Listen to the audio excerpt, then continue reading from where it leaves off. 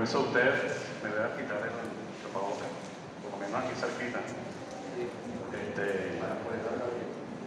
Mi nombre es Luis León, artista plástico aragüeño.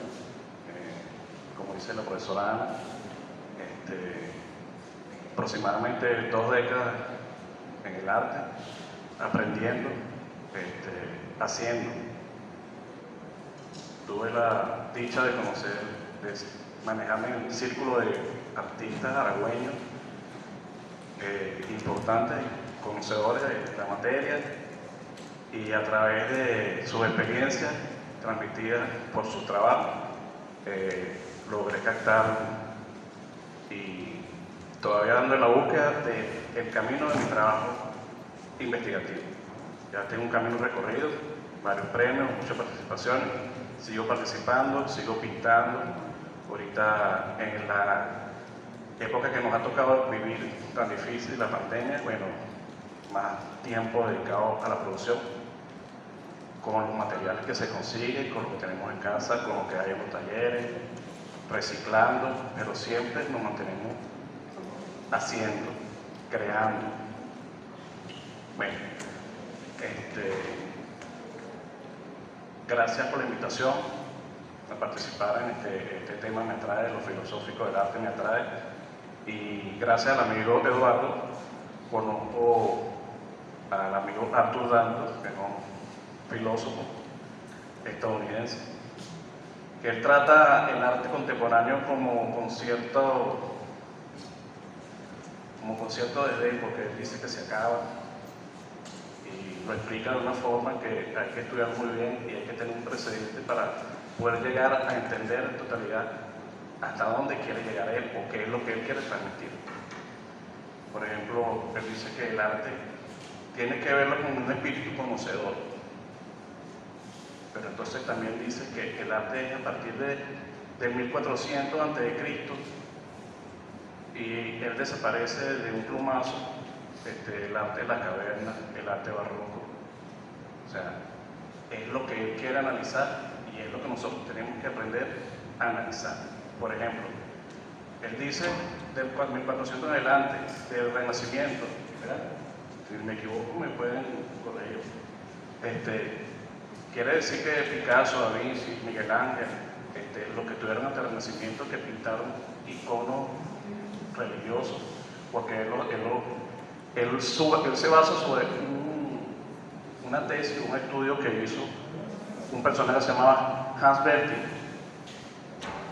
que es el arte de Hans Berti, que dice la imagen antes de la era del arte eran iconos, figuras religiosas. Entonces él se basa en eso. Lo religioso deja de marcar la era del arte y entonces comienza una era moderna que todavía, bueno, ya no es moderna, ya es postmoderna, y llega un momento que la vemos y no la entendemos, porque hasta dónde quiero llegar con esto. Después que estudiamos lo barroco, el minimalismo, todo lo que ha salido a través de ellos, y tengo una lista de los movimientos que han salido: el cubismo, el expresionismo, el renacimiento, el pop art, el arte cinético, todo esto, hasta llegar a lo más profundo o lo más mínimo. Por ejemplo, un artista ve una obra, una escultura invisible. Es el concepto, es la obra, es el comercio, es la galería, ¿qué es? Entonces hay que estudiar primero la forma, la figura, la línea, la textura, el color, el dibujo, para llegar entonces a desdibujar, a pintar, a hacer grabado, a hacer serigrafía, para llegar entonces que tú lees y dices el museo invisible, donde hay obras invisibles, inclusive hay clientes que compran obras invisibles. Entonces, ¿qué es esto? ¿Es el fin del arte? ¿O es el comienzo del comercio en el arte? Donde vendemos la idea de lo que estamos pensando, de un pensamiento. Por ejemplo, un artista le vendió a un museo una obra que fueron 20 ladrillos, esos ladrillos refractarios, esos rojos, colocados en 2 filas de A5, hizo 2 hileras y lo vendió. Fue un escándalo porque como estaban en el erario público en esa obra, donde eso lo puede inventar, lo puede pensar un albañil, cualquier persona. Eso fue un escándalo. 20 años después, otro artista vende una obra que es una fila. O sea, expresamente no vendió la cantidad de gente, pero escribió en el papel. Se coloca frente a una puerta 20 personas, 20 artistas como esperando, deseando algo. Ya no fue un escándalo porque ya se puede esperar cualquier cosa de un artista. Porque en lo contemporáneo, cualquier cosa que se piense, que se planee, que se elabore, se puede llamar arte. Y no es ahorita, contemporáneo no es que sea hoy, que sea mañana, que sea hoy, ayer. Porque Marcel Duchamp, 1917, creó o se inventó, o sea, se tropezó con el ready-made, que compró un urinario con normal recurrente, lo puso en una tabla y lo entregó en un salón como que era una escultura ready-made, ya estaba hecho, y él lo agarró y le dijo que era una obra de arte. En el momento no lo entendieron, pero después que eso fue gráficamente registrado, entonces él inclusive vendió hasta varias réplicas de la obra. Igual agarró, descontextualizó una pala, que es una obra de una herramienta de construcción, y la intervino y no le escribió hecho por Duchamp o hecho por Marcel Duchamp, sino que le puso que era de él. O sea, es mi pala, y la colgó, una obra de arte. Entonces, caemos en eso de la descontextualización de los objetos para convertirlos en obras de arte. Un amigo italiano que vendió una obra enlatada que decía mierda de artista. También el otro amigo, ¿cómo se llama? El pop art con Andy Warhol, que vendió una caja igual a lo que donde venía la sopa o donde venía el brillo box, y igualito, que trabajaba en serigrafía, inventó el coral, se tropezó porque después el arte, el historia lo etiquetó como que el pop art venía de él, a pesar de que ya habían otros artistas que también lo habían hecho. Entonces, por ejemplo, también quiero agregar que la situación geográfica de los artistas también influye en la forma de cómo pueden hacer o de dar a conocer su trabajo o su arte. Por ejemplo, no es lo mismo un artista inglés haciendo tallas de caras africanas que un africano haciendo sus propias tallas que él ve a diario y que ha nacido y hoy vive con eso. ¿Verdad?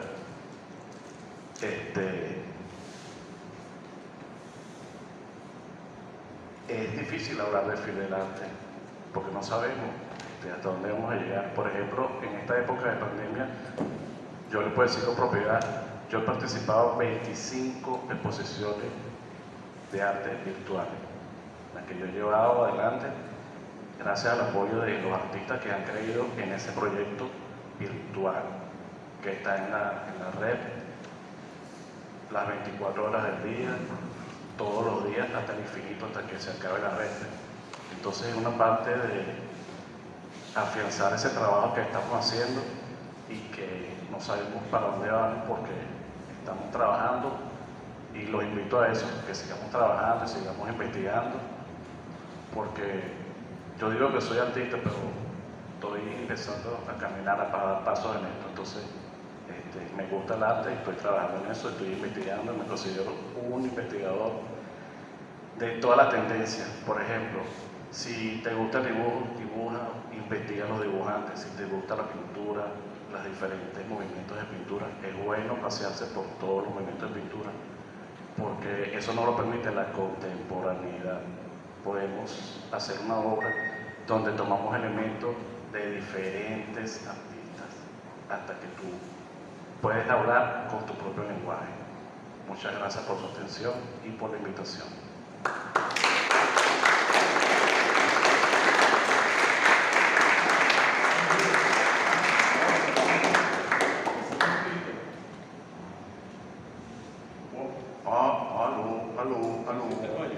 Esto forma parte del juego de lo que significa la contemporaneidad, ¿verdad? Bueno, voy a agradecerles a ustedes, un público numeroso, haber asistido a este breve encuentro. Y lo sabroso de esto sería que pudiéramos realmente ejercitarnos posteriormente entre lo que es la pregunta o la conversación general en función de lo que se trata del tema. Pues yo creo mucho en la historia. La historia sin duda nos revela los acontecimientos que han sucedido. Y esta disertación que hace tanto sobre el fin del arte, pudiéramos leerlo en plano, sin profundidad. El fin del arte se acabó, pero mucho antes de tanto ya habían otros cantos igual, ya habían otras proclamas que decían lo mismo. Pero si vamos a la historia, un poco, cuando llegó lo que significa el final de la mímesis o el final de la representación, allá en el siglo XIX, 1874 exactamente, con Manet, por un lado, y con Baudelaire por otro, pues vamos a encontrar que las cosas como que fallecen cada cierto tiempo, ¿no? O finalizan cada cierto tiempo. En aquel momento, pues estaba finalizando ese contexto anterior de la representatividad, todo lo que era ese romanticismo y todo lo que había sucedido anteriormente, porque todos esos movimientos pues se enlazaban entre sí. De modo que podemos decir que había una descontinuidad de la historia en ese momento, porque lo que se generó a partir de allí, a partir de ese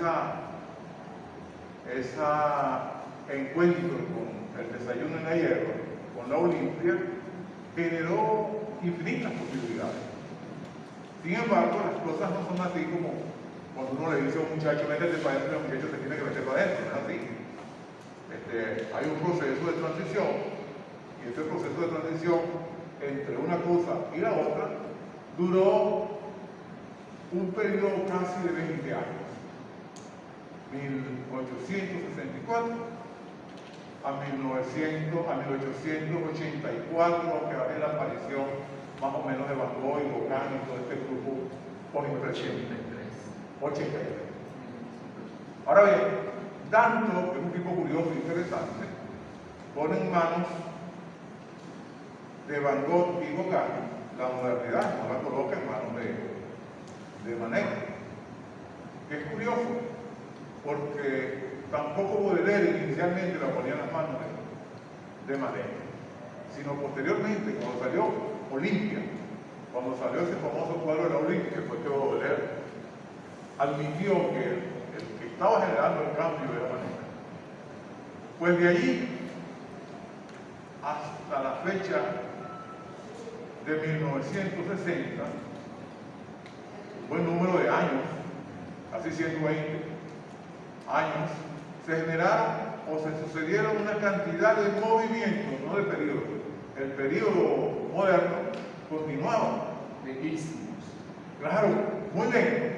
Internamente todo ese engranaje se estaba moviendo. Debemos entender que la modernidad liberó en buena medida al artista de las normativas que existían académicas para el momento. Por supuesto, el artista hizo lo que le dio la gana, tenía la libertad para hacerlo.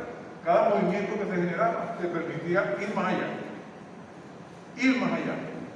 Ahí es donde la máxima, aquella que dice, el talento no es suficiente si no se puede romper los límites. Un artista o un individuo puede tener muchos talentos, pero si no empuja para romper los límites, no hace nada con eso, de modo que es un talento que no se desarrolla. Claro, que no se expresa. O trasciende. Pues todos estos artistas, cabeza de grupo, todas estas dinámicas que se dieron, todos tenían la posibilidad, o todos rompieron los límites, para poder llegar a conclusiones que dejaron abiertas, que simplemente dejaron abiertas y continuaron. Propuestas que no fueron desarrolladas en la totalidad. Pues bien, con todo eso pasamos por Duchamp, pasamos por Malevich, hay tipos importantes, pero antes de llegar a ellos tenemos que pasar por Cézanne, tenemos que pasar por Picasso y tenemos que pasar por Matisse. Y casi en el mismo proceso de tiempo sale Duchamp por un lado y sale Malevich por otro. Tipos clave en el desarrollo del arte del futuro. Clavísimo. Hay que nombrar también a Seurat y toda esta gente, porque cada uno proyecta una dirección del arte que se va a ver en el futuro. Ahora, ¿qué tenemos con eso? Pasa, todo ese movimiento va sucediéndose. Y todos los artistas que van apareciendo en el proceso van generando mayores posibilidades. Ahí podemos hablar de lo hegemónico. Francia, todos los artistas son franceses, se pudiera decir, porque ahí es donde se genera todo. Entonces, todos los artistas son franceses. Lo hegemónico domina, impone un código de conducta, impone un código visual. Y hoy, por supuesto, impone también un código de mercado. El valor de la obra de arte en el mercado, no es su valor estético específicamente. Ahora, ¿qué sucede con eso, con el estado hegemónico? Me parece que no fuera nada, pero sí es importante, porque a nosotros, los que estamos en este lado, nos ha oprimido. No hay ningún libro de estos que usted pueda leer de historia o de imágenes donde ustedes vean un latinoamericano bien realzado como un Kiefer, como un Warhol, como un Barcelis o Barcelis. No hay ninguno, son muy pocos, quizá Orozco, el de México, pero ni Tunga ni Mireles de Brasil, que son tipos bien importantísimos. Ellos no están aquí. Pero es que ni siquiera cuando se habla de cinetismo hablan Ni de Soto, pues. Ni de Soto, Ni de Cruz, ni Alejandro Otero, que para mí, en lo personal, es la cabeza de todo esto aquí en Venezuela. Ni siquiera Mario Abreu, que muchos no conocen, que muchos no saben la dimensión del tipo, pero es el que ha provocado que el arte contemporáneo exista en Venezuela. Ese viejito que se llama Mario Abreu de aquí de los Reyes. Es el epónimo de nuestro museo. Que era este arte, ¿no? Estamos en el techo de donde se desarrollaron casi toda la historia de Aragua en la plástica, se desarrolló en este edificio, En este espacio. en esta sala, estas dos salas que tenemos. Pues bien, pasando por todo esto, vamos a llegar entonces a el hombre que produce la inquietud en Danto, que es Warhol. Andy Warhol, la caja de brillos de Warhol. Qué interesante eso. Fíjense, pero ¿por qué sale Warhol? ¿Por qué toca eso? Volvemos a un estado hegemónico, parece mentira, pero es que todas estas cosas caminan así. Tenemos que pararnos en el 29 de Estados Unidos, en toda esa caída económica que tuvo Estados Unidos, La gran depresión. toda esa depresión que tuvo, y qué hizo Estados Unidos para poder levantarse de eso. Bueno, como un Estado capitalista, que era su visión futura, tenía que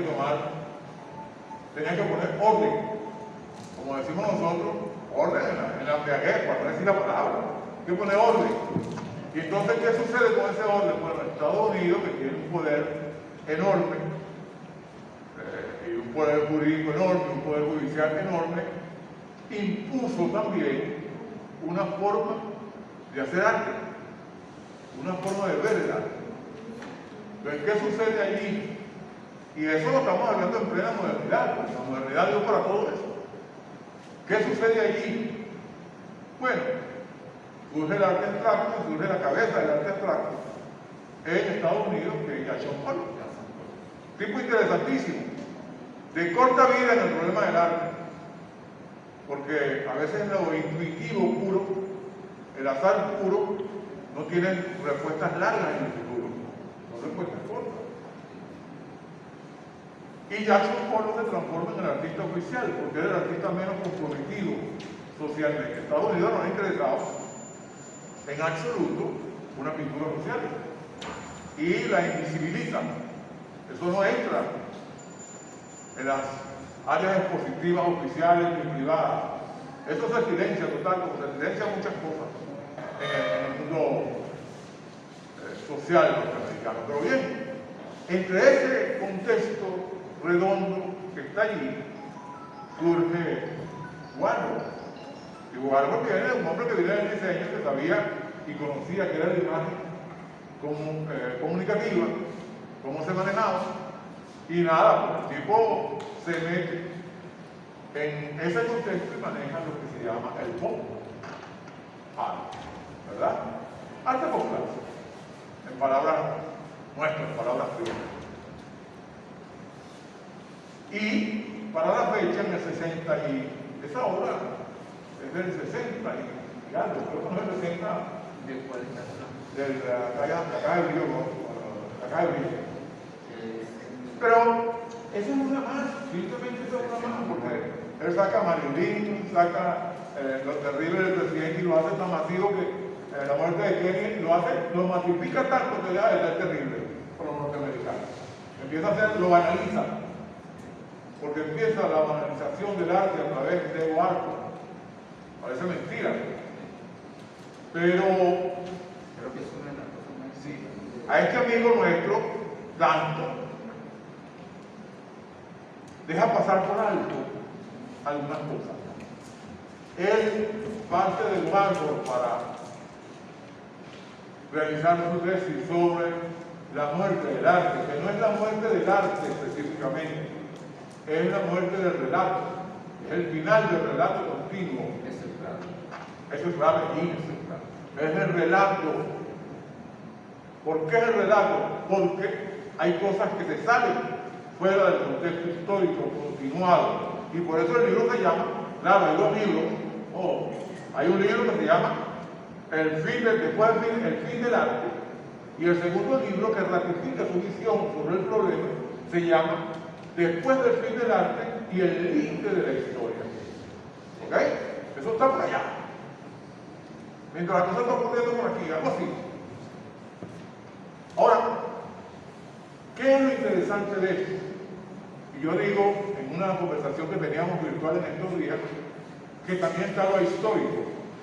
Lo decía anteriormente, lo histórico de Danto, que no lo menciona, y que en su carrera aquí, en su nombre nada más a África, como un país que está fuera del contexto histórico, porque se expresa a través de lo natural. Y como se expresa a través de lo natural, no tiene desarrollo tecnológico. Es tal. Y entonces nosotros vamos hacia el posthumanismo, no lo sabemos. Nosotros vamos hacia o ya estamos, ¿verdad?, en la inteligencia artificial. Lo que pasa es que a la inteligencia artificial se le escapan muchas cosas. Primero el alma, esa fuerza espiritual del individuo, que se lo añade a eso que se llama alma. Eso la maquinita no se lo puede hacer. Ahora, fíjense ustedes lo interesante, volviendo a Warhol, y en su ponencia de donde arranca Danto. Lo que pasa es que Duchamp estuvo escondido 40 años. Marcel Duchamp, el creador del urinario, de la botella, de la bicicleta, etc., estuvo escondido. El arte no conceptual.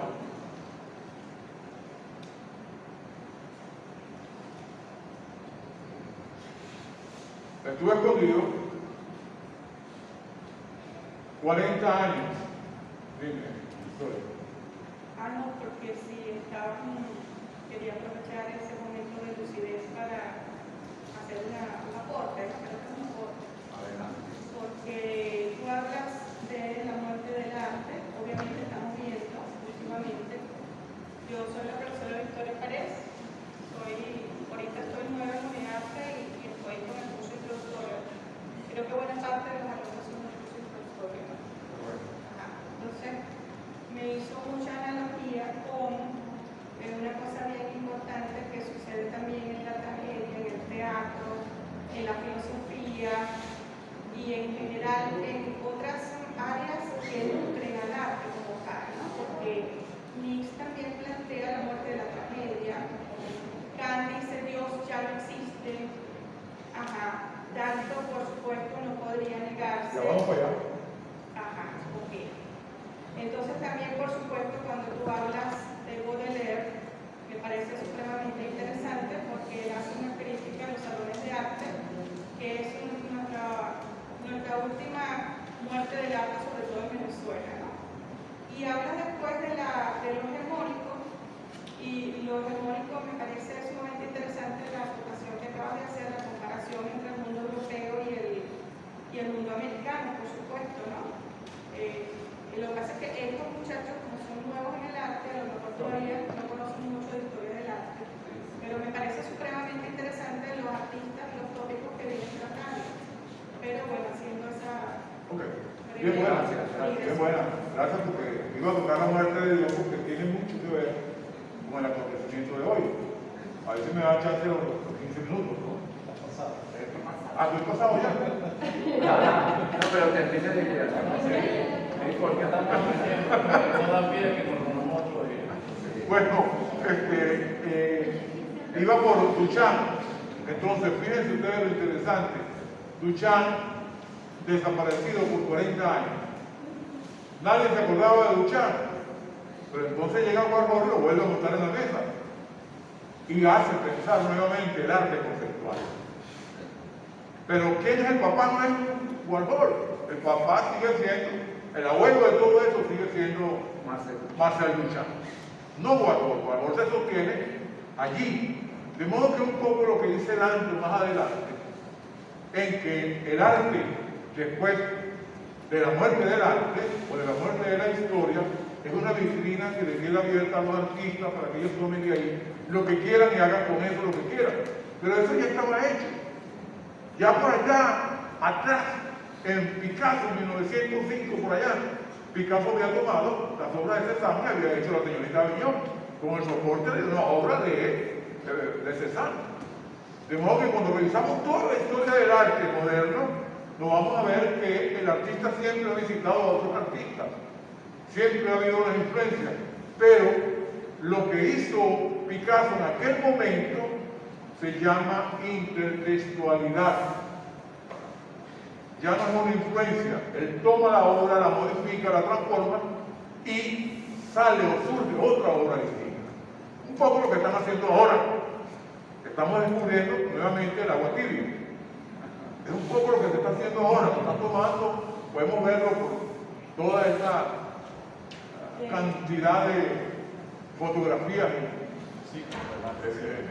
Sí, está ocurriendo y nos vamos a dar cuenta de que hay toda una cantidad de artistas a nivel internacional que están haciendo lo mismo. Pues bien, para más o menos redondear el final de esta cosa, tenemos hoy entonces una vitrina abierta y quería tocar un poco lo que decía Victoria sobre la muerte de Dios proclamada por Nietzsche, tremenda. Pero Nietzsche lo dice de otra forma, yo tengo eso por aquí y me voy a permitir leerlo porque me parece que es clave. Dios ha muerto y somos nosotros quienes le hemos dado muerte. ¿Cómo nos consolaremos nosotros, asesinos entre los asesinos? Lo que el mundo poseía de más sagrado y más poderoso ha perdido su sangre bajo nuestro cuchillo. Es un tipo increíble, un tipo increíble. ¿Quién borrará de nosotros esta sangre? ¿Con qué agua podremos purificarla?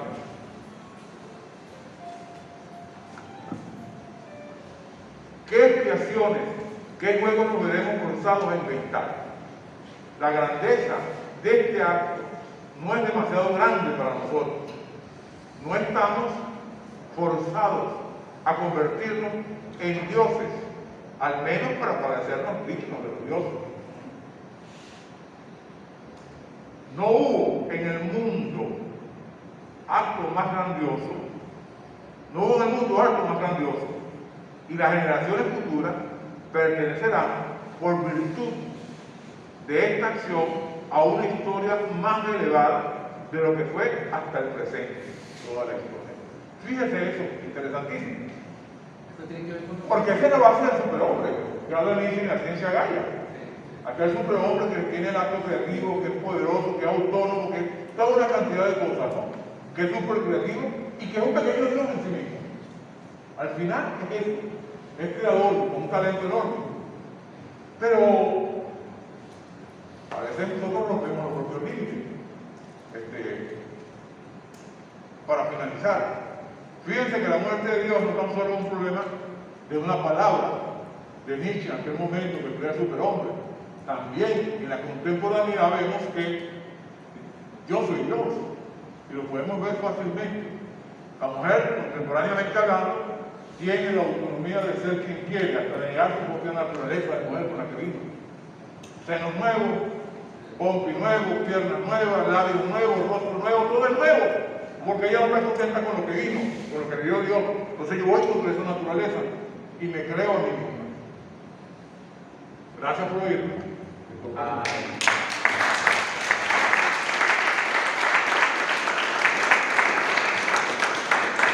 Bueno, creo que esto no hace falta, pero bueno, vamos a mantenerlo el micrófono, porque creo que nos escuchamos todos aquí.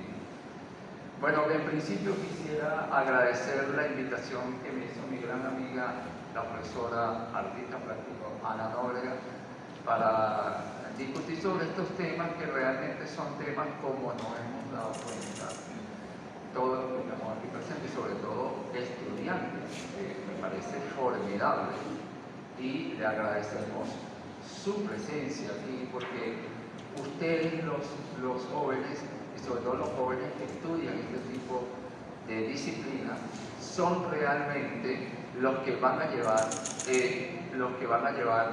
estas ideas y los que van a llevar todo este aprendizaje, ¿verdad? De forma práctica, es decir, en cada uno de ustedes donde se manifiesta esa impronta individual, que por cierto, de eso es lo que habla Dante, ya vamos a ahondar sobre ese tema. Lo que pasa es que estos son temas, como se dan cuenta, esto es un tema filosófico, eso es lo primero que tenemos que entender. El problema de la modernidad, el problema de lo que plantea Arthur C. Landon, del fin del arte, es un episteme. ¿Qué es un episteme? Es una idea, es un planteamiento, ¿verdad? Que filosófico, esto es un planteamiento de filosofía del arte. En los planteamientos filosóficos, por lo general, ¿verdad? Los que tienen la oportunidad de meter la lupa allí, dentro de ese escenario de la historia, entonces hacen como un registro, ¿verdad? Como lo que hizo formidablemente Nietzsche, porque lo acaba de decir mi gran amigo Eduardo Bárcena. Nietzsche es el filósofo más importante del siglo XX, el más importante, después de Martin Heidegger, obviamente. Obviamente después estoy hablando de esos dos como fundamentales porque son los que hurgan precisamente sobre lo que es el hombre moderno y hasta dónde llega eso y cómo termina eso, ¿entiendes? Y qué viene después, ¿no? Entonces, eso en principio. Yo, en aras, ¿verdad? En aras, siempre de mi visión docente, tengo más de 25 años dando clases sobre esto y muchos otros temas. Entonces, en aras de aprovechar un poco acerca, porque probablemente muchos de ustedes no han leído el libro, ¿verdad? Es importante que lo lean, ¿verdad? Y quizás a lo mejor leyéndolo, a lo mejor las claves para la interpretación, que por cierto dentro de filosofía se llama hermenéutica, que es la clave de la interpretación de las ideas que se plantean dentro de la filosofía. Entonces, si no entienden cuáles son los referentes, no van a poder entender el concepto. Entonces, en aras de eso, yo siempre elaboro un texto. Entonces es lo que le voy a leer ahora, reducidamente, ¿verdad? De un ensayo que hice el domingo de mi interpretación acerca de lo que es. Entonces, un poco como resumiendo las ideas del libro y de lo que yo considero que es ese libro importante, un poco para que ustedes puedan aprender con H un poco la idea del libro y de lo que este tema tan espinoso, este tema que es un tema tan complejo, que es el tema de la modernidad, la paradoja de la modernidad y lo que en este caso este filósofo del arte, Arthur C. Danto, plantea que es el fin del arte. Yo lo denominé, es un título que le di yo al ensayo, se llama Danto y el fin del arte, paradoja o realidad. Entonces, bueno, voy a empezar a leer. En la historia de las civilizaciones, y por ende en la historia del hombre, como género humano, suele hacerse una suma de sus triunfos y fracasos militares, políticos y económicos. Pero como lo afirma el brillante profesor e historiador británico de Bellas Artes, William Fleming, para realmente poder comprender el auténtico espíritu y vida interior de un pueblo, es necesario hurgar y conocer su arte, filosofía, danza y música, pues son estas manifestaciones las expresiones humanísticas en las que se encuentra el verdadero testimonio de la experiencia del hombre y cómo la vivió a través de percepciones y sensaciones racionales y no racionales. Las bellas artes, como se le conoce entonces, son en efecto el lenguaje simbólico por el que las civilizaciones, a través de los artistas, expresan a sus contemporáneos sus ideas, alegorías, fantasías, observaciones racionales o satíricas, revelaciones íntimas y colectivas e imágenes del orden y del caos. Estas manifestaciones artísticas atestiguan en mayor o menor grado el estadio en que el hombre, en su instante de mayor brillo o decadencia, ha alcanzado lo que hemos denominado como civilización. Un estudio, por consiguiente, de las artes en su contexto amplio nos proveerá de un tejido por el cual es posible una comprensión más real de la conducta humana del pasado y mejor aún de una compenetración más rica y multidimensional del presente, junto a cada idea o expresión del futuro que nos espera a cada recodo de la historia, como de nuevo lo afirma el Dr. Fleming. El siglo XX, que fue pródigo en descubrimiento y cambios capitales en el desarrollo de las ideas y de los ismos más o menos conscientes, no podía dejar de conferir tales características a las bellas artes, principalmente a la pintura. En la pintura de comienzos de este siglo, del siglo XX, y es todo lo que han hablado mis dos compañeros anteriores, y luego en la debacle que vino después de la Segunda Guerra Mundial, se suscitaron movimientos y cambios donde se asomaron las ideologías en pugna, las grandes transformaciones sociales, la lucha entre las escuelas del racionalismo e irracionalismo, las significativas conquistas de la ciencia y sobre todo, como lo afirmó el escritor y estudioso del arte francés Jean Cocteau, la lucha, abro comillas, la lucha del hombre por alcanzar su auténtica libertad. Su auténtica libertad. Esa es la topología más importante de la búsqueda, vamos a decir, de la ilusión estética más grande de los artistas. Y todos estos movimientos pictóricos, todas las escuelas, se polarizan al final en torno a un intelectualismo y reflexión permanente sobre el papel del hombre frente a la hegemonía cada vez más preocupante de las tecnologías y los avances científicos que niegan o excluyen los papeles de los artistas, que como lo hemos visto, son la expresión más elevada del espíritu humano. Ya sea por una crítica de la naturaleza de la razón del arte en nuestro tiempo, o por una manía racionalizante del devenir humano, las artes en el presente siglo se encuentran, según el filósofo de la historia del arte norteamericano Althusser Danto, en un callejón sin salida. Es decir, ya no es posible concebir un arte total que exprese en verdadera clave estoica del presente las intenciones o definiciones del hombre de la actualidad según los criterios que hasta bien entrado el siglo XX definieron los cánones de la pintura, desde el relato histórico que acuñó el crítico italiano Giorgio Vasari en el Renacimiento, del cual habló mi compañero Luis Vasari, que es importante porque Vasari es el que empieza a hablar acerca del artista y su obra, ¿verdad?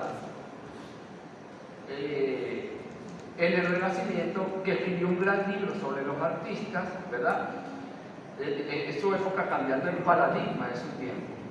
Ha habido en nuestra convulsionada era, según este autor, una separación, según Danto, según Althusser Danto, una separación, esto es una palabra importante, un deslinde de la historia, que se ha precipitado inevitablemente en lo que este crítico denomina el fin del arte, tal y cual como lo conocíamos hasta el presente.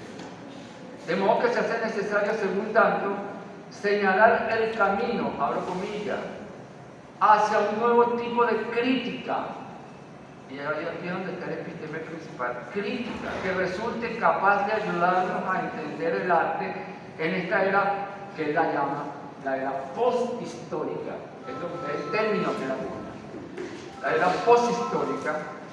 La conclusión es que ya no es posible aplicar las nociones de la estética que puedan arrojar luz con lo que quizás sea la característica más sorprendente del arte contemporáneo, de que todo es posible.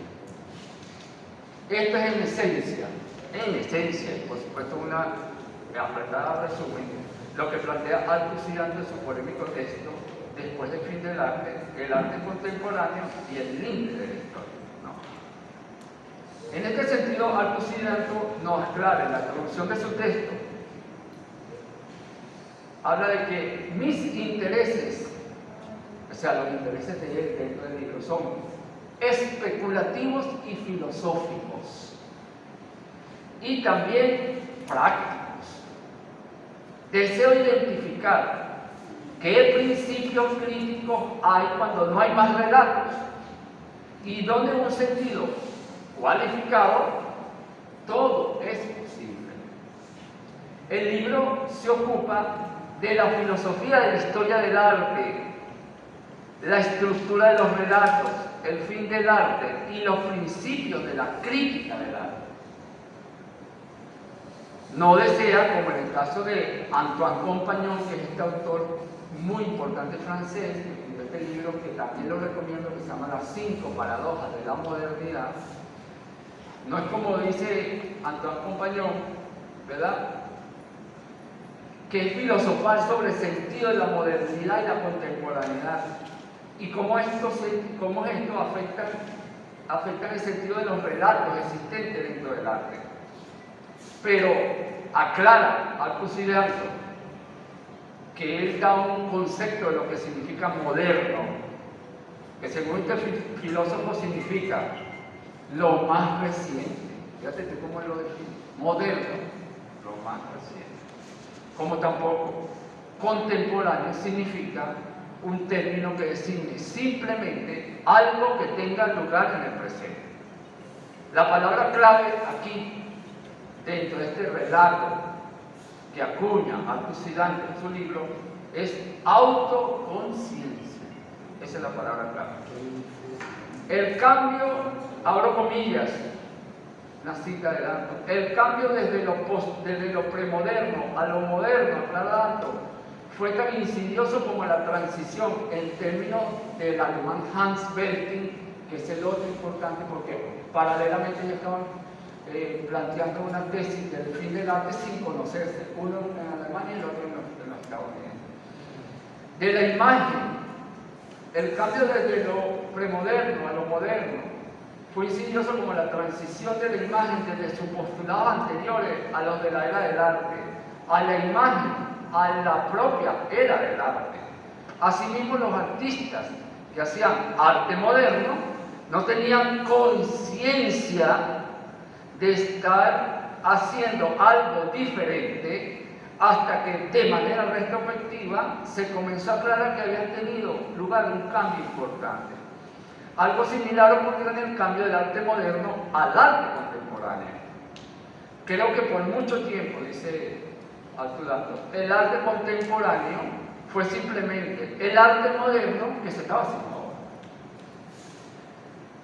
He aquí la clave que debemos tener para introducirnos en su topología filosófica, intentar reducir las sensibilidades artísticas que se ajustaron a las individualidades del modernismo, porque todo se trata de eso, todos los autores hablan de eso. Aquí hay uno de los más importantes que es Gianni Battista, es uno de los más importantes, ese libro es fundamental, El fin de la modernidad. Bueno, ¿es esto posible? Es decir, visto a través de las posturas estéticas tradicionales, es decir, el relato tradicional de la modernidad, y pretender mostrar qué significa disfrutar de lo que él llama actus y danto, una cosa que es utópica totalmente, pero la plantea, que se llama la realidad posthistórica. ¿Pero qué es la realidad posthistórica? En eso es lo que vamos a discutir, si nos permite el tiempo. Es decir, el arte, el fin del arte. ¿Es esto posible? Me hago esta pregunta. Danton se propone demostrarnos que esa es en efecto la realidad de nuestros artistas y del arte en general de nuestros días. Y para lograrlo, hace una extensa como asombrosa revisión crítica y pormenorizada de los eventos, obras y referentes de los artistas que él y su maestro, Clement Greenberg, y esto es algo importante porque él basa su tesis sobre su maestro, que es el crítico norteamericano Clement Greenberg, que fue el que ensalzó a Jackson Pollock, dijo, este es el mejor artista del siglo. Entonces, Clement Greenberg, considerados como fundamentales para trazar un mapa genealógico de la contemporaneidad artística.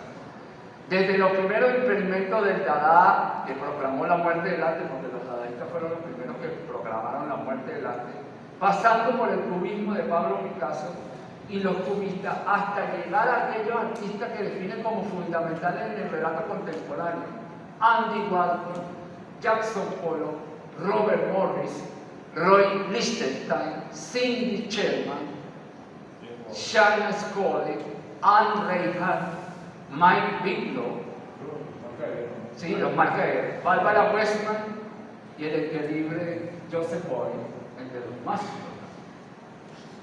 Hay un subcapítulo que yo lo he denominado el relato de la muerte o no muerte, para terminar un poco ya este ensayo. Relato, es una palabra clave, designa, según el diccionario, un conocimiento que se da generalmente detallado de un hecho o acontecimiento. Filosóficamente, no obstante, el término relato se utiliza para cuestionar un saber que se considera verdad, principio, fundamento o dogma. Pero quizá la palabra clave para descifrar el corpus dialéctico en el texto de Danton sea discontinuidad. En efecto, el autor refiere que pudo haber existido un espacio discontinuo entre el arte producido en la era del arte y el arte producido tras esa era. Abro comillas, la era del arte no comenzó abruptamente en 1400, ni tampoco acabó de golpe hacia mediados de los años 80, cuando aparecieron los textos de Belting y mío en alemán e inglés respectivamente. tal vez ninguno de nosotros tenía una idea clara de lo que tratábamos de decir, como debemos tenerla hoy, 10 años después. Hay que entender que ese libro salió en el año 96, antes de finalizar el siglo XX. Pero sí, vigente, no el siglo XXI, por supuesto. Porque no ha cambiado nada. No se ha propuesto nada nuevo. Ese es el problema. Sí, sigo. Tal vez ninguno, ok. Pero ahora que Hans Bethe ha llegado a la idea de un arte anterior al comienzo del arte, debemos pensar en el arte, después del fin del arte, como que si estuviésemos en una transición desde la era del arte hacia otra cosa. Y aquí está lo que yo llamo la paradoja. Él dice, bueno, porque esto es importante, dice, debemos pensar en el arte después del fin del arte, como si estuviésemos en una transición desde la era del arte hacia otra cosa. Voy a quitar esto, cuya forma y estructura exacta aún se debe entender y no se conoce aún. Ahí es donde está la palabra. Todo esto se debía fundamentalmente al agotamiento del discurso y las ideas de un arte contemporáneo que, según estos autores, estaba en total decadencia de haber llegado a su final. Pese a esto, aclara, ninguno de nosotros, Bethe y yo, hablaba sobre la muerte del arte. A pesar de que mi propio texto parece haber sido el artículo central en el volumen, un volumen que es importante, que se llama, que tiene como título La muerte del arte, The Death of Art. Lo que tanto quería significar era que no debía haber más arte, porque mientras la civilización existe y el hombre existe, el hombre piensa y va a haber arte. Solamente que cambia el relato. Claro. Lo que realmente implica la palabra muerte, porque cuando no hay más arte, significa que hay muerte, sino que cualquier nuevo arte que surja no podría sustentar ningún tipo de relato en el que pudiera ser considerado como su etapa siguiente. Y eso es lo más importante. Lo que había llegado a su fin era el relato de la modernidad, pero no el tema mismo del relato, es el arte. Esto es el topo central de todo este estudio, que habla también de la relativa y reciente pérdida de fe en un gran relato que determina el modo en que las cosas tienen que ser vistas y cómo deben ser vistas, como lo dice su contemporáneo Hans Bethe, el alemán. Basándose en el paradigma contemporáneo del collage como procedimiento, tal y como fue definido por Max Ernst, pero diferenciándolo de, como dice Dalton, del encuentro de dos realidades distantes en un plano ajeno a ambas. Dalton, en cambio, refiere, no obstante, que en el panorama del arte de nuestro tiempo ya no existe un plano diferente para distinguir esas realidades artísticas y que además esas realidades ya no son tan distantes entre sí. Esto se debe fundamentalmente a que el paradigma del arte contemporáneo es que no existe ningún criterio a priori de cómo el arte debe verse, ni cómo deba producirse, sino que sus presupuestos están sujetos a un principio en donde todo arte tiene su propio lugar. El museo, afirma Dalton, abro comillas, es un campo dispuesto para una reordenación constante y está apareciendo una forma de arte que utiliza los museos como depósito de materiales para un collage de objetos ordenados con el propósito de sugerir o defender una tesis. Esto último, en las realidades colindantes del arte actual, donde el artista decide y tiene carta libre en sus propuestas museísticas, no deja de ser cierto. Más allá de todo esto, se asoma una realidad en la que el propio autor define como autoconciencia para distinguir la diferencia entre el relato de lo moderno y lo contemporáneo. Es esta autoconciencia que Grinberg la definió en la pintura de la modernidad,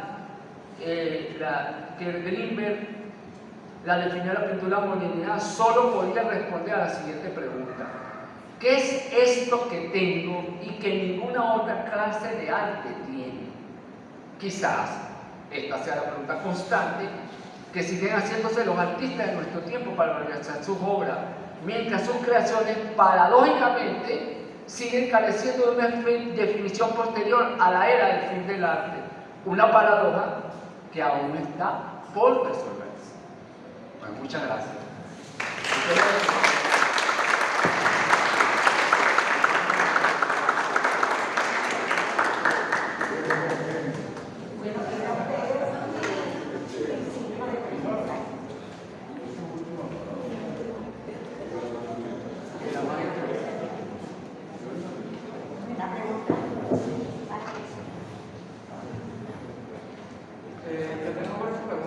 Para que la haga aquí, porfa, para que todos puedan escuchar.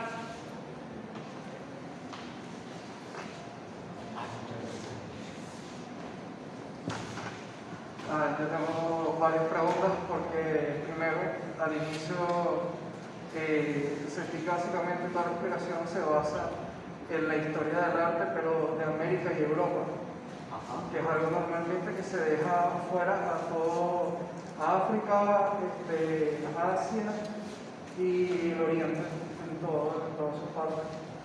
Porque, por ejemplo, se nombró el arte concepto, que es algo que ya hace más de 1000 años se está practicando en Europa, no, en Asia.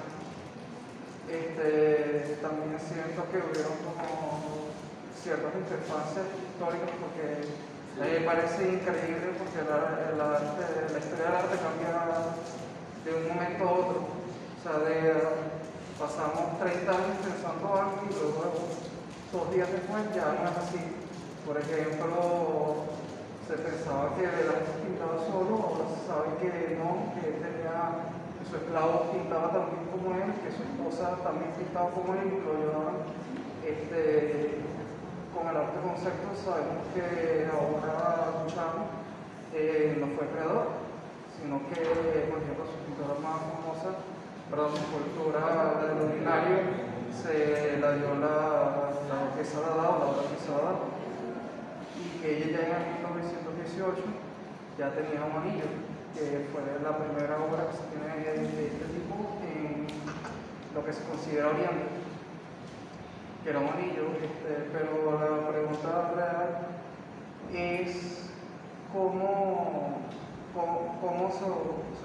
se plantea la parte del arte, porque ya para la época medieval ya había conflictos entre los artistas, por ejemplo, entre los artistas peleando entre ellos de que el estilo, por ejemplo, cuando se empezó a dejar el clasismo, se pensaba los artistas clasistas que ya estaban estructurados, ellos decían que los nuevos artistas, que eso no era arte, que eso era una aberración y cosas así, y siento que es algo que se repite durante toda la historia. Por ejemplo, el arte deco viene de que los otros artistas nos estaban diciendo que eso no era arte, que eso era decoración. Igualmente ocurría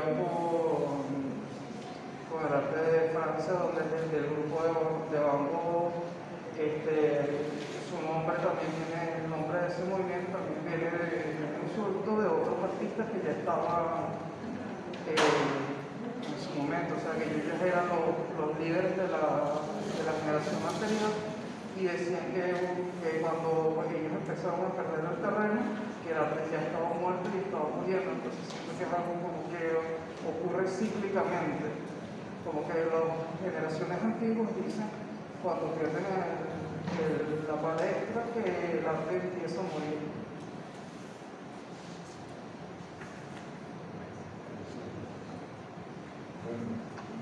Yo creo que voy a hacer un pequeño aporte allí a esta inquietud que tiene el amigo. Y quiero hacer una pregunta: ¿todos son estudiantes? ¿No? No. ¿Todos son estudiantes? No, todos somos estudiantes. ¿O la mayoría? Bueno, todos somos estudiantes, todos aprendemos, pero no todos somos estudiantes. Ok. Estamos aquí personas amantes del arte. Perfecto. Amantes de lo que ustedes hacen. Pues bien, yo nombré en mi conversación lo que ponía el arte sobre la muerte del arte, que es la muerte del relato, ¿verdad? Cuando hablo del relato, se interrumpe, se vuelve discontinuo. Y por supuesto, en en el mismo libro lo dice él lo ubica en el linde de la historia, y el linde de la historia, por allá va aquello, ¿no? El arte contemporáneo va por aquí, y la modernidad va por aquí, pero no se termina cuando, no se sabe cuándo termina la modernidad, ni siquiera se sabe si ha terminado, de otra cosa. ¿Ok? Gerardo Mosquera, el cubano, dice y sostiene con una tesis bien interesante que aún seguimos siendo modernos. Seguimos siendo modernos. Pero él acuña, y él dice, un poco para seguir tu propia idea, de que hubo un espacio entre lo moderno y lo contemporáneo, un espacio allí donde hubo una debate y donde hubo una discontinuidad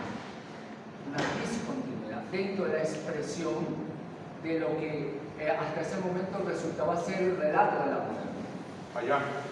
Allá, sí, no, es que... Porque ahí tenemos que ubicarlo. Tú lo que dices está muy bien. Tenemos que ubicarlo en el espacio y tiempo. Allá. Ese debate ocurre allá, no ocurre en este concepto, en este continente. Ahora bien, cuando yo menciono lo histórico, voy allí y digo que África está por fuera, es porque también nosotros estamos por fuera.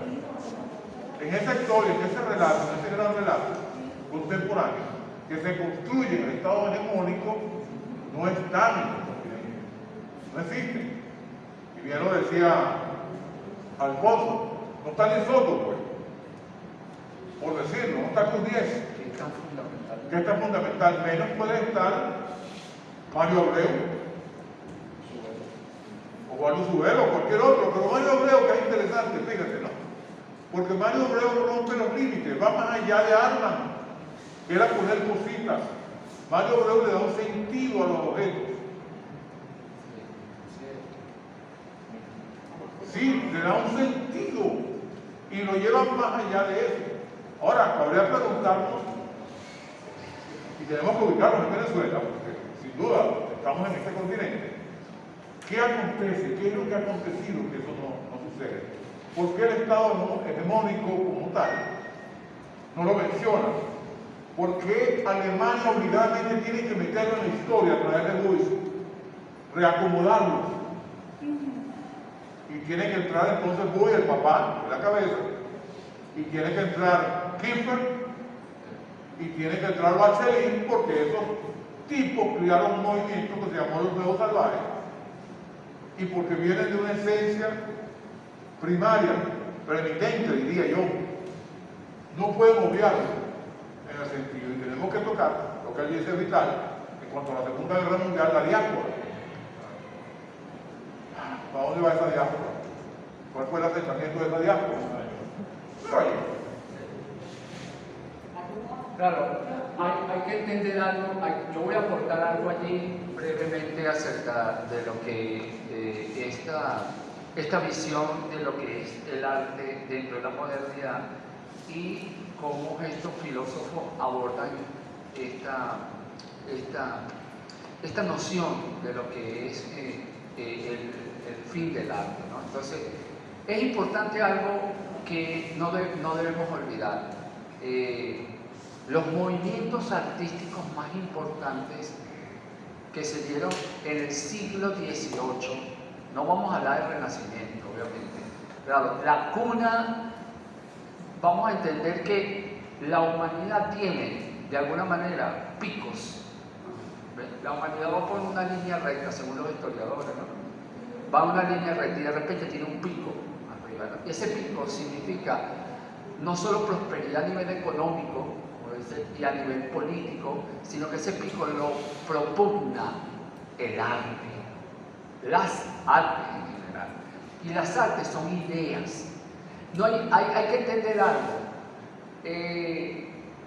Una de las cosas más importantes dentro del estudio del arte es la estética, como ustedes lo saben, ¿verdad que sí? La estética es lo que sostiene todo ese estudio del cual nosotros podemos tomar referencia.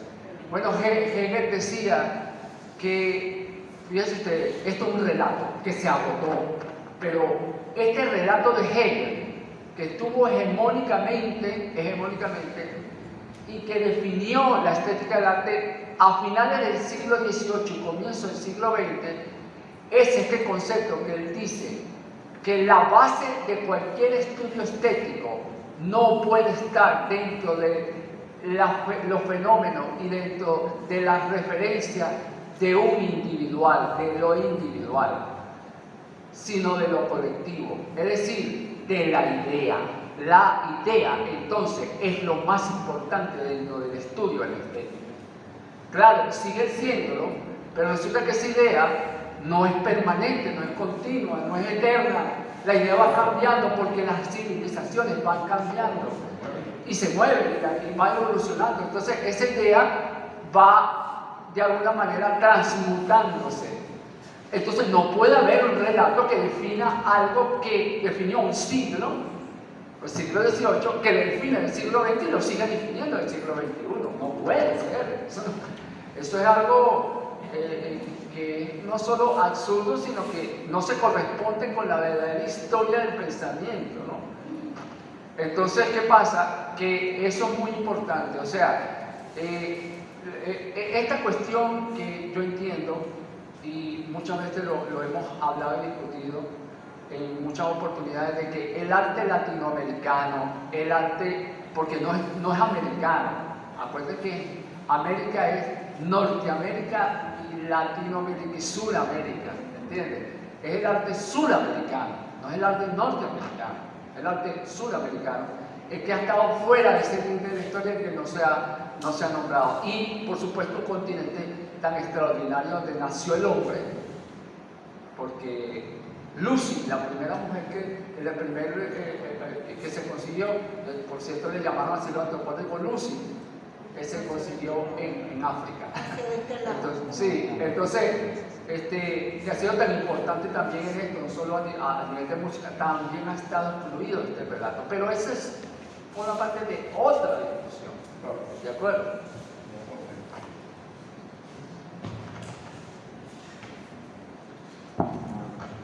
Bueno, maestro, yo tengo dos preguntas. Mayormente yo siendo alguien que viene de familia de artistas y haber experimentado tantos estilos, yo tengo, la primera es, ¿quién decide lo que es arte y qué no? ¿Acaso hay una estructura? ¿Acaso hay polémica? Porque, como usted lo dijo, fue absurdo que dos líneas de puro ladrillo rojo sean arte, un cuadro invisible sea arte, e incluso un pequeño tweet que vi hace poco de que un plátano colgado con una cinta es arte. Y me gustaría saber exactamente quién define qué es arte y qué no. Esa es la primera pregunta.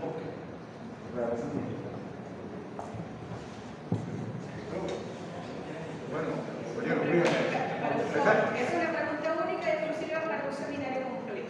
claro, Esto es una pregunta claro, yo medianamente. Intensa. Ya se Preguntaste responde la muy profunda y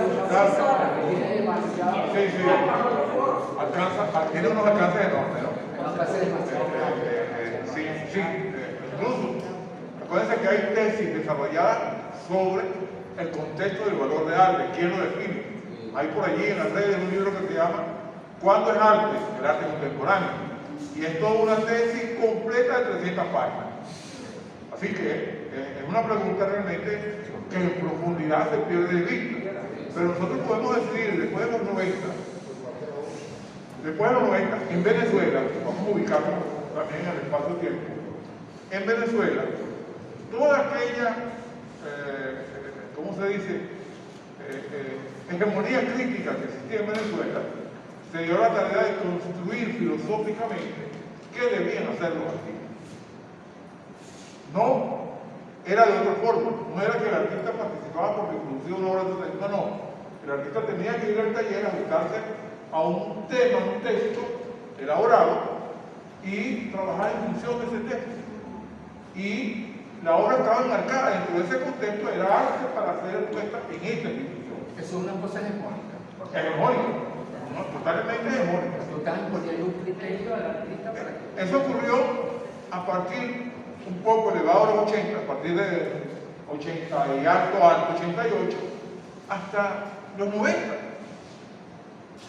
Alto, bien alto. Yo diría hasta casi el 2005. ¿Ok? Ahora, ¿quién dice que esto no es cuando la modernidad, volviendo a este contexto, le da la libertad total, te libera de cualquier yugo, de cualquier sistema que te haya tenido limitado a producir lo que tú crees que debe ser? Fíjense, le voy a traer una cita de una experiencia viva que tuve, me pasó a mí. Yo salí en una entrevista con una galería en Caracas, pero en ese momento llegó otro artista también que yo conozco, que no voy a nombrar por razones X y obvio. Y pues no coincidimos, nos pusimos a hablar y tal. Lo cierto es que yo llegaba a la galería con un dossier y él llegaba sin nada. Pero como éramos tan amigos, entramos los dos a la oficina y empezamos a hablar y bueno, toma, aquí está, soy yo, y así, todas estas cosas que se desarrollan frente a un marchante de arte, ¿no? Él no tenía nada en las manos, yo estaba esperando que sacara de la bolsa. No, él tenía la palabra. Con la palabra vendió una obra que físicamente no existía. Y empezó a vender una obra, ojo, extraordinariamente bien. No es que el tipo estaba estudiando en algo que no existía, no, él hacía ver la obra que no existía, pero él hacía ver a través de la palabra. Y aquello déjenme apagar la cosa esta. Y aquel individuo en un lapso de 15 minutos, lo que hemos desarrollado cada uno aquí, te vendió una obra completa sin existencia. Física. Claro, sin existencia física. Sin el objeto. Yo en ese momento, yo hablando hace un poco años atrás, me quedé pasmado. Dije, oye, yo no necesito esto, ¿para qué yo me traje todo esto si no es necesario? Hay que aprender más. Me dije, hay que aprender más, filosóficamente más.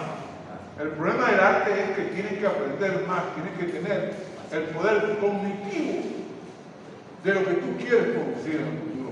El valor no se lo da un personaje externo, aunque sí tenemos un personaje en el medio, que es el más definitorio, que es el mercado. El mercado decide qué es arte y qué no es arte. Ahí está No una posible respuesta. Sí, no es el crítico de arte. El crítico de arte le da un valor filosófico a la obra en la contemporaneidad, porque necesita sin duda un soporte filosófico. Muchas obras no caminan sin ese soporte filosófico que la Pero eso explique. lo ha dicho, perdón y disculpa, porque como dice el profesor, como autor y fotógrafo, la obra de arte existe físicamente, pero también existe filosóficamente cuando tú puedes ser capaz de defender lo que estás haciendo verbalmente, lo que he hecho con tu anécdota. Bueno, Lo mismo sucede con los filósofos. O sea, definir ahorita a este alumno que está comenzando hace menos de un mes a estudiar arte y a todos los que están aquí detrás nuestro, es supremamente difícil porque yo creo que no sería exactamente ahorita la pregunta que deberían de hacerse, ¿no? Porque si yo me pregunto qué es arte, también tengo la pregunta de ustedes y de Dante, por supuesto, cuándo termina el arte, el fin del arte, pero también tengo que preguntarme cuándo nació el arte, en qué momento nació el arte, porque no lo define un hombre ni Luis Panofsky. Se ha descubierto pues, que existe arte desde la época de las cavernas e inclusive un poco más. hace como el hombre. Hace como el hombre. Es inherente, hace como el hombre. Exacto. Pero como tú dices, tú hablas de una postura hegemónica, los críticos de arte también ejercen una postura hegemónica cuando yo digo que el arte comenzó en el Renacimiento, porque el hombre empezó a plantearse el aspecto filosófico. Bueno, pero el arte dentro de la civilización, o sea, es muy importante esto, el arte dentro de la civilización, dentro de la polis. Pero O sea, ¿qué es civilización? Si un cineasta puede decir que el cine comenzó en la época de las cavernas porque abrieron una visión tridimensional de una clase, de un bisonte, de un hombre de las cavernas que le enseña a un joven, indistintamente que sea homo sapiens o no, cómo cazar un bisonte y una visión mágica. Ajá, Es como decir, hay un cuestionamiento. disculpa, como decir que Soto nació en Ciudad Bolívar y porque nació en Ciudad Bolívar es inédito y porque vio la matica de palma que se movía. Es una teoría imposible, esa teoría sabemos que no es.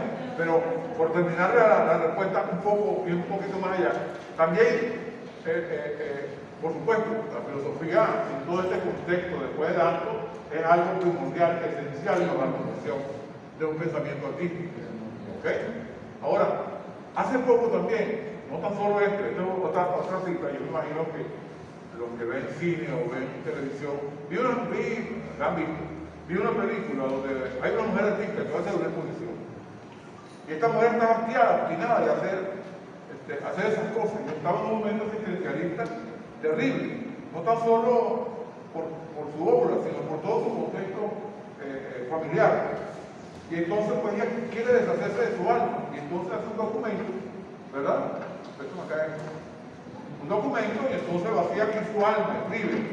Esta es mi alma, tal, esta característica, tiene esto, y la vendo. Entonces llega a la exposición y dice, aquí está mi alma y la vendo. Entonces salió un tipo y dice, ¿cuánto vale? Vale tanto. Pero la mujer le dio el papel y el tipo le dio su dinero. Y el tipo se da su papel en una carpetita. De el alma de cada artista. ¿Ok? Perfecto. La mujer se va con su dinero y empieza aquel remordimiento de que se quedó sin alma. Claro, estamos en el mundo del cine. Por supuesto. Pero empieza con aquel remordimiento y mira, entonces llama al tipo, le dice, mira, vale, toma tu dinero y dame mi papel, que está mi alma. Y aquí empieza aquella discusión y el tipo dice, no, porque yo te la compré, yo también. ¿Me entiendes? Entonces fíjate el valor de mercado. El valor del mercado es un lado, pero también el valor filosófico. La mujer se había desprendido del alma, conscientemente se había desprendido de su alma. Y eso le da un valor espiritual a ese contexto invisible que solamente estaba sostenido en 4 letras en un papel. Volvemos a la pregunta, entonces, ¿qué es arte? La idea, que es lo que vendió Duchamp. Bueno, vamos con la segunda pregunta del joven, después la que falta y vamos cerrando porque ya estamos en tiempo. Mi segunda pregunta es que yo no diría que el arte vaya a morir, más bien, igual que la teoría de Chantal, se adapta y evoluciona. ¿Por qué lo digo? He visto distintos tipos de arte, estilos, culturas, incluso hay un artista inglés que pinta con una máquina de escribir. ¿Y cómo pinta? Él, con los párrafos, crea esculturas. Literalmente, con una palabra, una encima de otra, como un ladrillo, va creando una escultura completa. Tuvo una galería hace... Este artista tuvo una galería hace poco, como por junio, y vi las obras. Literalmente dibujó a punta de letras la iglesia de Escocia. Y eso fueron 3 horas que él dijo estar ahí escribiendo cada detalle. Entonces, ¿usted considera que el arte realmente no va a morir, sino que va a evolucionar a nuevas formas? Mira, no importa. Aquí, bien bueno para recomendarles este libro. Este libro se llama Estética, una cuestión del arte. María Elena Olivares. Es una lectura interesantísima. Hay varios textos de ella en internet que lo pueden bajar. Está la metáfora del arte contemporáneo y está el arte al extremo también de esta mujer. Este libro no se considera que es uno traje yo de por allá de Colombia, donde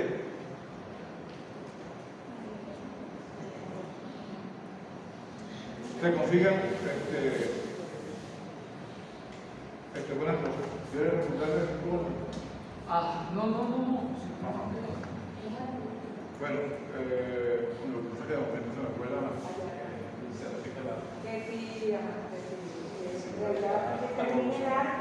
Ok, esta mujer, por eso fue que la cité.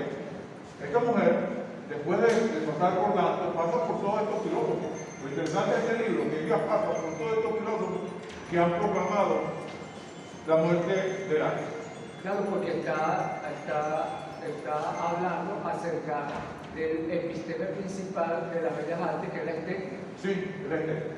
Ahora bien, ¿el arte ha muerto? No, es el relato.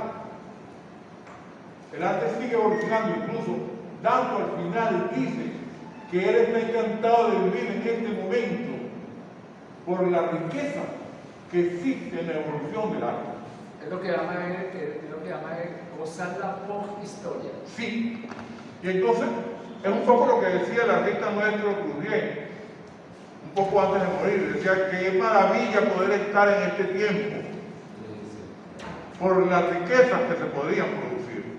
De modo que el arte no muere, el arte es inherente al hombre, nace con él, viene con él y va desarrollándose con él.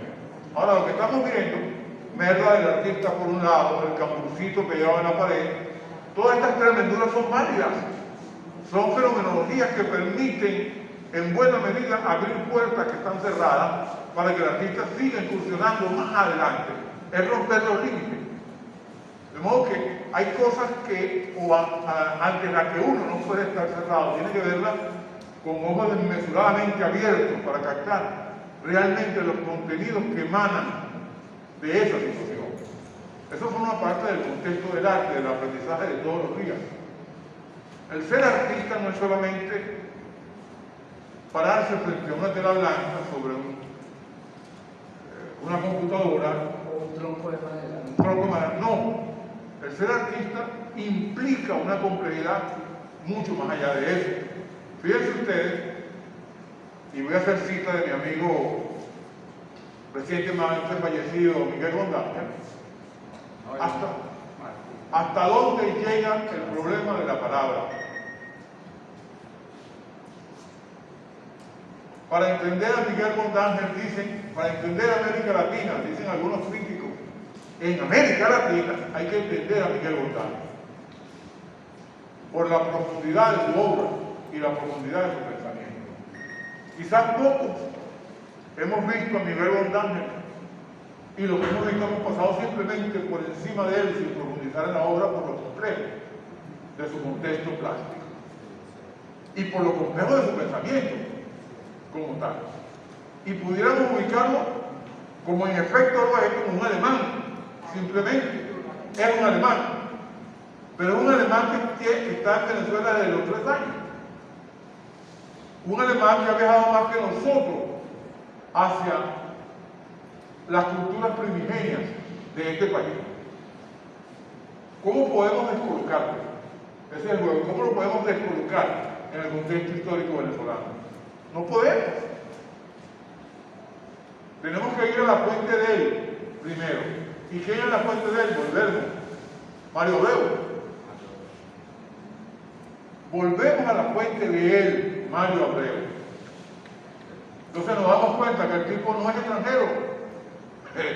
El tipo es de aquí, pero con un pensamiento profundo, un artista, en el verdadero sentido de la palabra.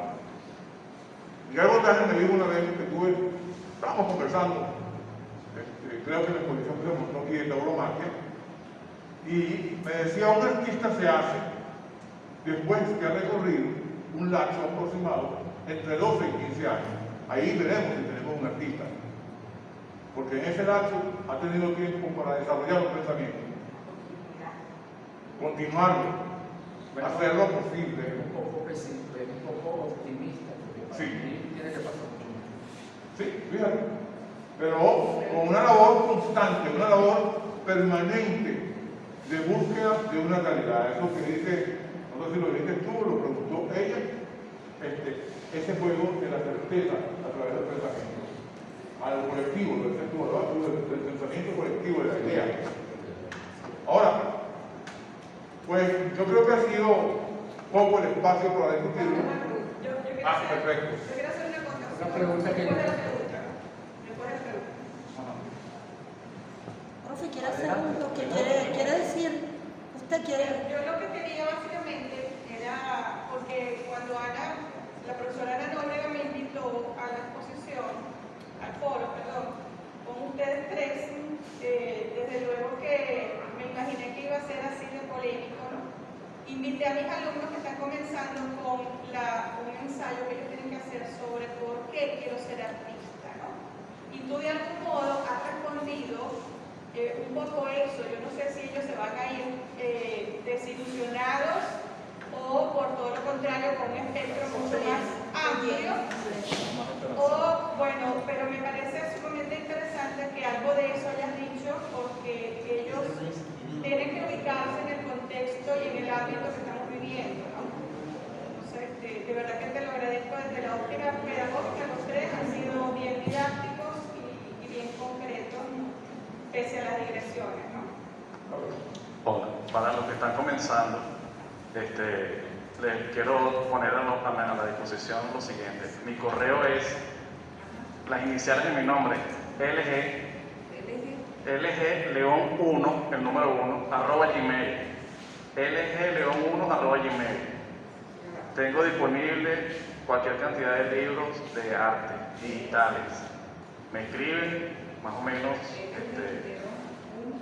que están interesados en leer y yo se los hago llevar a través de ese medio. Si quieren apuntar mi número, también les pongo el número 0424-354-2013. Por WhatsApp me escriben y yo les paso por lo menos el link del libro o el libro como tal.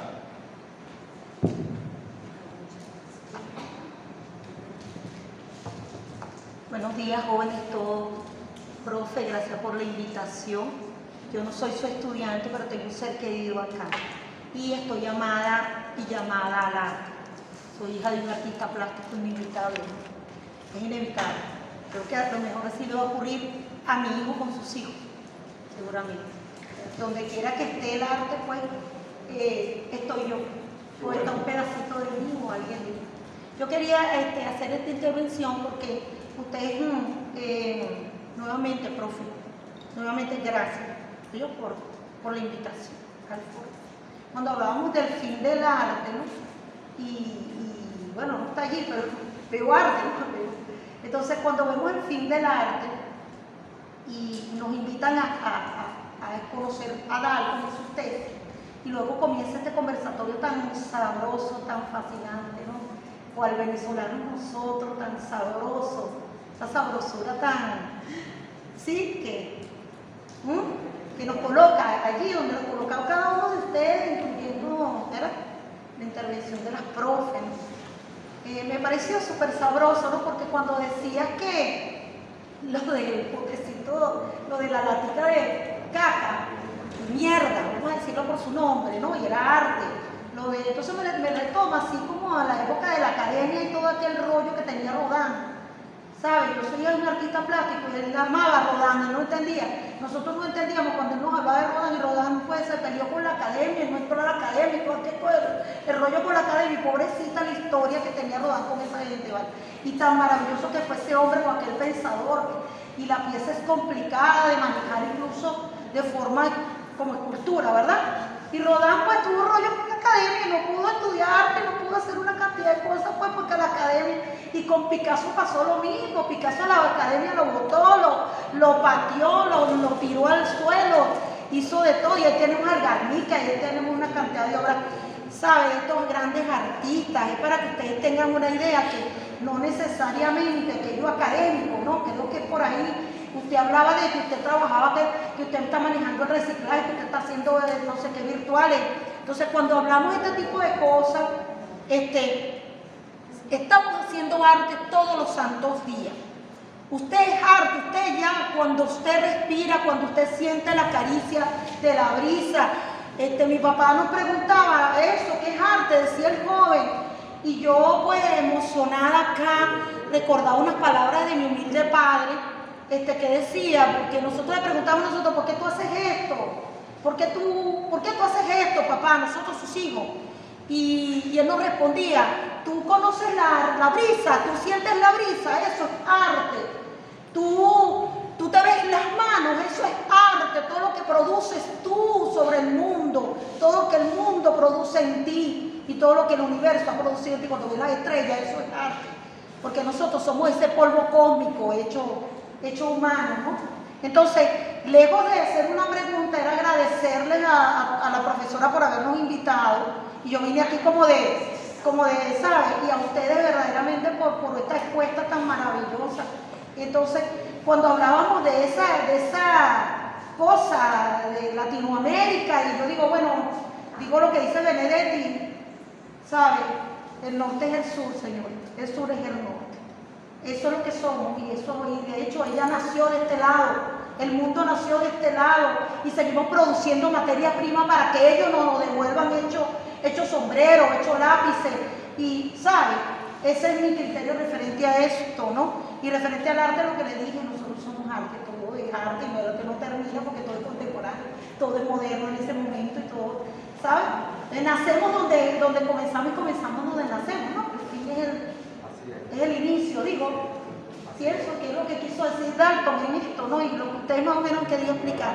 Y muchas gracias por permitirme la intervención. Muchas gracias. Feliz día para todos. Qué rico, qué ricura. Una cosita que yo quería compartir con ustedes.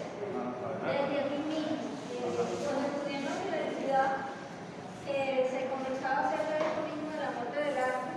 Entonces yo tuve maravillosamente una profesora doctora en filosofía llamada Sandra Pinari. No sé qué le preguntaba, pero ella dijo, el arte muere porque está vivo. Y bueno, fue para mí maravilloso desde el año 95, me pareció bellísimo. El arte muere porque está vivo. Sandra Pinari, doctora en filosofía. Excelente. Bueno, ya para ir finalizando, quiero extenderles la invitación. Este foro fue organizado en el marco de la exposición de la profesora Ana Nóbrega, Resiliencias de una grabadora, que está actualmente en la biblioteca Agustín Codazzi. El próximo día, miércoles 10 de noviembre, a las 9 de la mañana, vamos a tener en la exposición una visita guiada con la profesora Ana Nóbrega. Una visita que se coordinó con los estudiantes de pintura del trayecto inicial de UNEARTE, pero estamos haciendo extensiva la invitación para que nos acompañen. Si el grupo es muy grande, hacemos lo dividimos en